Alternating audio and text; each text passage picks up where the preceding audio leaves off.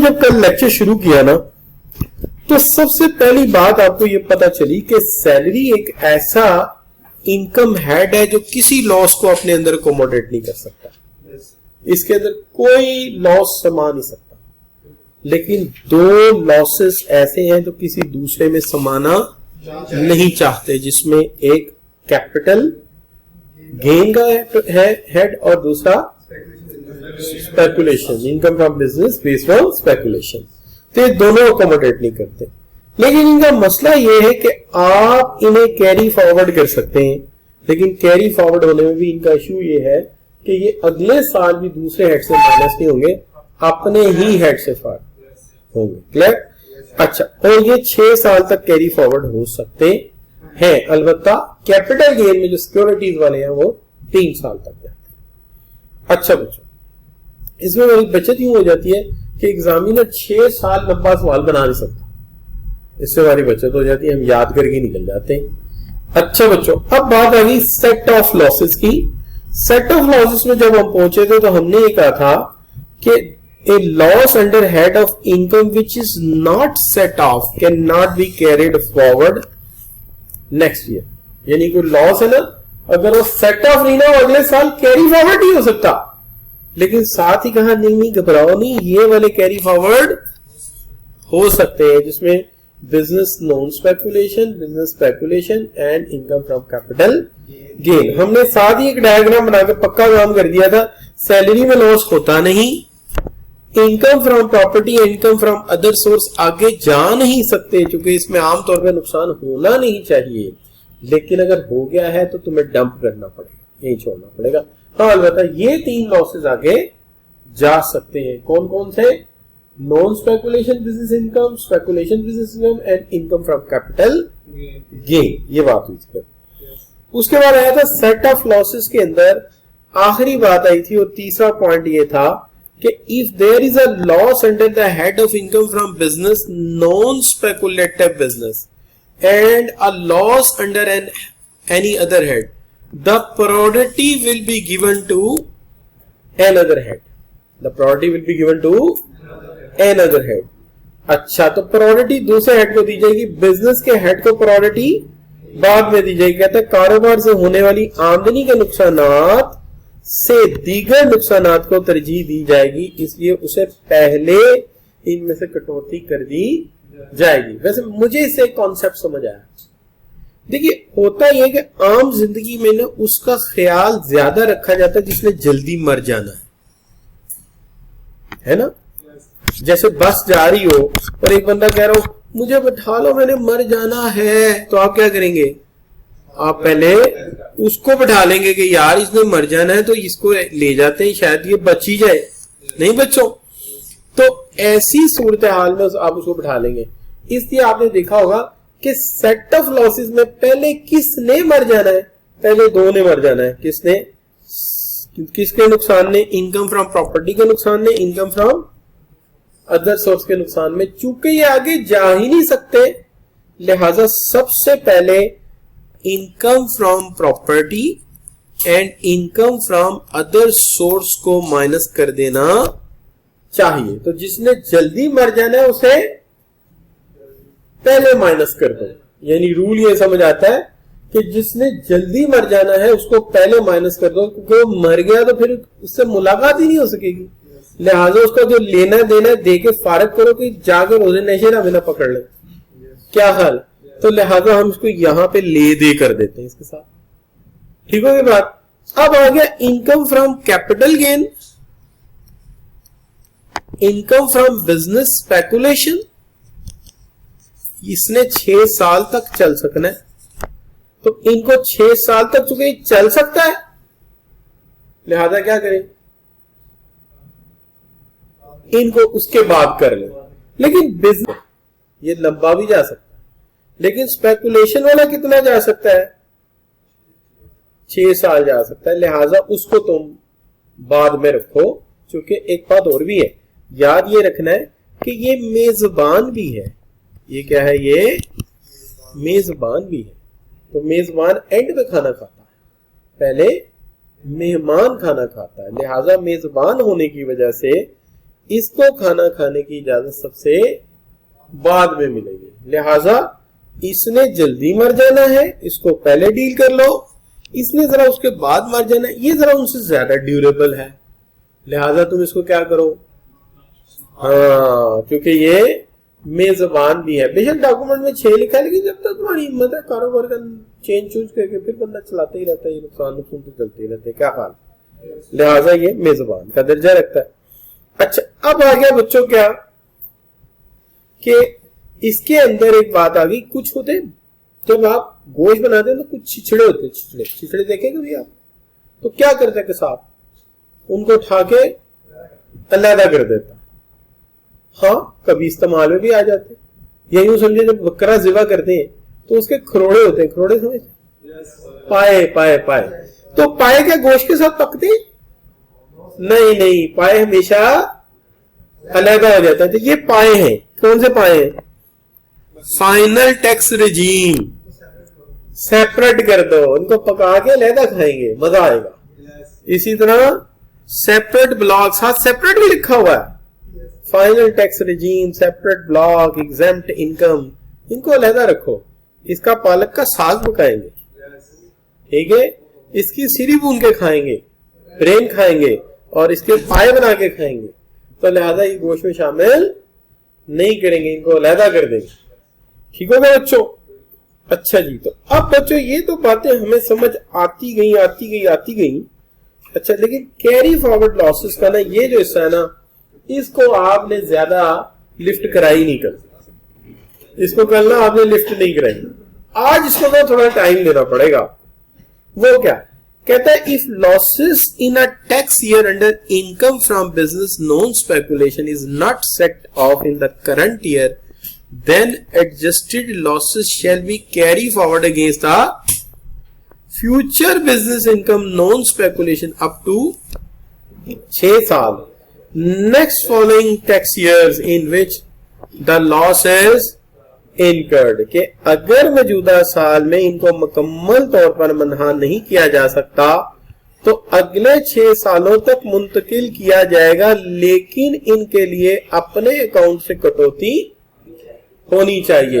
यानी इसका मतलब है जिस साल मसला हुआ है उस साल तो शायद दूसरे में से भी कर दें, लेकिन अगर उस साल ना हुआ तो फिर अगले साल वो फिक्स हो जाएंगे अपने अपने हेड में। ठीक है, ये बात बड़ी अहम। क्लियर बच्चों? चलिए अब आगे बात किसकी? कैरी फॉरवर्ड लॉसेस में कहता है the losses of resident company engage in कौन सा बिजनेस? होटल का बिजनेस। अवारी हो गया, खवारी हो गया, पीसी हो गया, शेरेटन हो गया, ऐसे लोगों को नुकसान कैरी फॉरवर्ड करने के लिए 6 की बजाय क्या दिए जा सकते हैं? 8 साल। असल में ना ये जो होटल चलता है ये चलता है लॉन्ग टर्म कस्टमर रिलेशनशिप से, लॉन्ग टर्म कस्टमर रिलेशनशिप से, और इन्हें रिलेशन बनाने में जरा वक्त लगता है। Once they maintain the relationship, when every गोरा comes and goes to directly the hotel in which he has gone previously, because ये दीवारें होती है ना, जो मकान दीवारें, इनमें आपकी यादें होती है। ये आप मतलब मुझे आज तक याद है कि पहली दफा मैं अपने दोस्तों के साथ किस होटल में रहा था, उस्मानिया होटल मरी है, तो यू रिमेम्बर इट, आपको याद रहेगा, है ना। तो इसी तरह दीवारें ये गवाह होती हैं, लिहाजा ये ना ताल्लुक बनते बनता, इसलिए इनको 8 साल मिले। अच्छा, एक चीज और नोट करें, हम जब मरी जाते हैं तो वहां पे कुछ लोग आ जाते हैं होटल चाहिए, आप कई होटलों में जाते हैं और कोई लॉयल्टी नहीं। अच्छा, ये होटल हमेशा खसारे में रहेंगे, आप देखिए, क्योंकि ये लॉन्ग टर्म रिलेशनशिप बनाते नहीं है। मैं अगर इनकी जगह हूं तो I will make a hotel and I will make the list of my customers and I will communicate with them time to time. I will also make the call. Off season में भी, sir अगस्त है, हमें लोग under estimate करते हैं, आप देखें तो बादल कितने खूबसूरत बने हुए हैं आजकल, और रश भी नहीं है, you can enjoy your family. और हमारे कमरे का रेट है जी आज 2000। यू सी दैट, देखिए बात करने से बात बनती है, सेलमैन को भी तो देने है ना, और टाइम टू टाइम आप उनके मोबाइल पे मैसेज भेजें, कम्युनिकेट करें। इसका फायदा ये होगा कि किसी वक्त ऐसा होगा कि होटल हाली भी होंगे ना, वो 1000 एक्स्ट्रा पे करके आपके पास आए, और आपको वो जरूरत नहीं है बार्गेन डेली करने की। लेकिन इन लोगों की आदत है, ये कभी रिलेशनशिप नहीं बनाते। आप देखिए, कभी आपने कोई ऐसा हमारे यहाँ टेलर देखा हो कि एक शलवार सूट के साथ एक गुजारबंदी दे दे, तो जब आप कस्टमर को कुछ एक्स्ट्रा देते ही नहीं है, जब एक्स्ट्रा देते ही नहीं तो लॉयल्टी कहां से आएगी? ठीक है, मैंने इसमें एक दफा एक्सपेरिमेंट किया था कि ऑफर समथिंग एक्स्ट्रा। अगर जब भी आप कभी कारोबार करें, always do something, offer customer extra. तो देखिए ये एक्स्ट्रा ऑफर करते हैं, शाम की चाय, fruit tray, something like that, जो काउंट करती है, लिहाजा इसमें टाइम लगेगा। And the loss of earliest tax year shall be. यार ये तो बिल्कुल सीधी बात है। आप बस स्टॉप पे खड़े हैं तो पहले कौन सी सवारी को बैठाएंगे? जो पहले आई है। आपका तंदूर चल रहा है, पहले रोटी किसको देंगे? जो पहले आया है।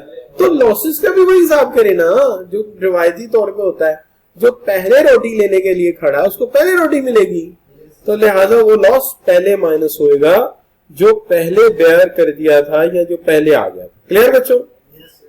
अब देखिए, जब बात करते हैं carry forward of speculation business losses, अब ये इसके न्यूमेरिकल छोटे छोटे कल किए थे आपने।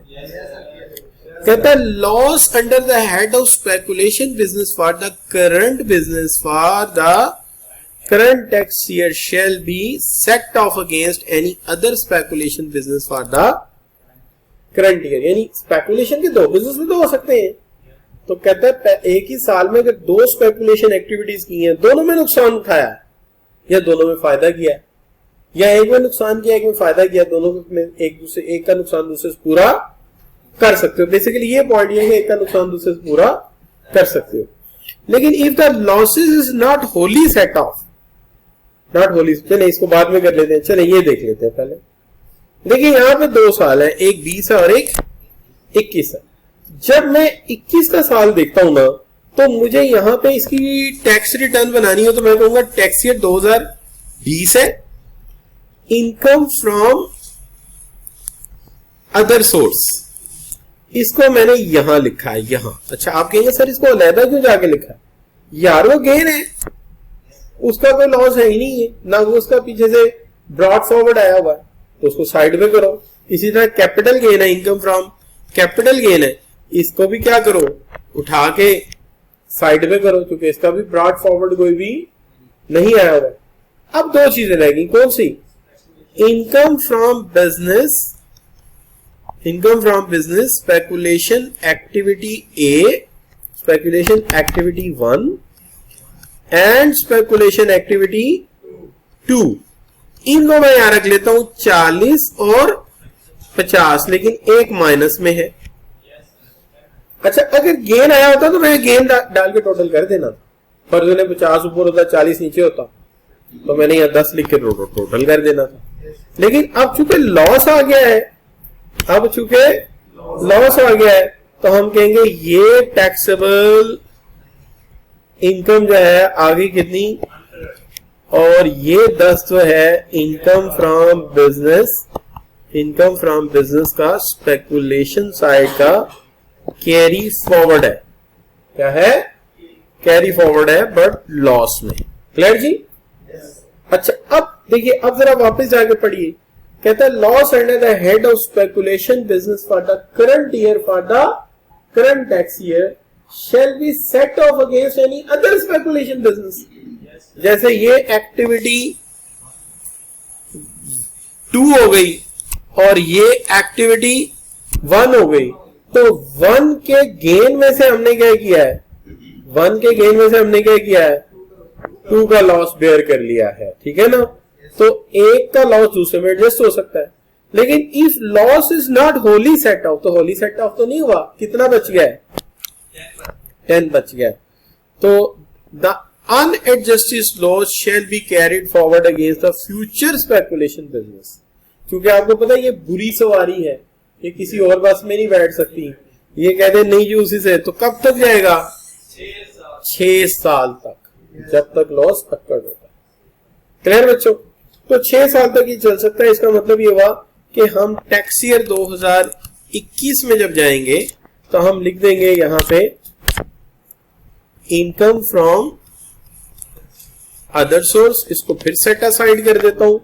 इनकम फ्रॉम कैपिटल गेन, चूंकि इसका ना कोई ब्रॉड फॉरवर्ड, ठीक है, ना कोई कैरी, तो क्या करूंगा, इसको भी साइड पे कर देते हैं।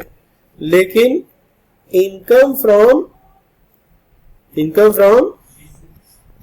बिजनेस स्पेकुलेशन एक्टिविटी 1 एंड 2 इकट्ठी कर देता हूं। कितनी, 30 जमा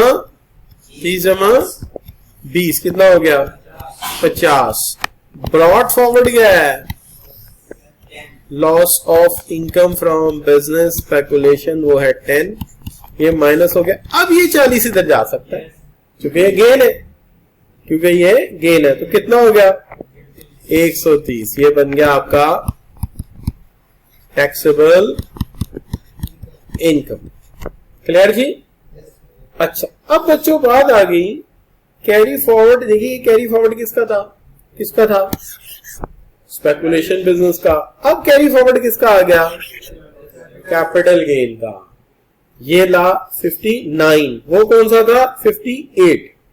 अच्छा, so loss under the capital gain for current year shall not be set off against any other head of income। ये तो हम पहले बात कर चुके हैं, किसी और हेड ऑफ इनकम में ये नहीं जाएगा, ना स्पेकुलेशन वाला ना ये। अच्छा, but loss shall be carried forward, ये भी हम जानते हैं, will be adjusted against capital gain income for the next 6 year. ठीक है, next following tax year in which loss occurred, the loss of earliest tax year shall be set off first। ये पहले भी बात हो चुकी है, जो नुकसान पहले हुआ उसे पहले सेट ऑफ करो। इस असना में अगर आप देखें तो हमारे पास एक कल वाला सवाल है। कल वाले सवाल में देखें कि आपके पास इनकम फ्रॉम सैलरी थी, उसमें आपने income from other source add कर दी जो कि मुनाफा था, लेकिन इनकम फ्रॉम कैपिटल गेन इसमें से माइनस नहीं हो सकती थी, इसलिए इसे क्या कर दिया गया, कैरी फॉरवर्ड कर दिया गया। लेकिन जब आगे कैरी फॉरवर्ड किया गया तो देखिए अगले साल भी इनकम फ्रॉम सैलरी ये लिखी हुई है, इनकम फ्रॉम अदर सोर्स ये लिखी हुई है, इनकम फ्रॉम कैपिटल गेन अगले साल की में से ये जो ब्रॉड फॉरवर्ड आया था इसको हमने क्या किया, सेट ऑफ कर दिया। नहीं सेट ऑफ हो चुका तो फिर बाकी का जो बचा उसको फिर कैरी फॉरवर्ड कर दिया।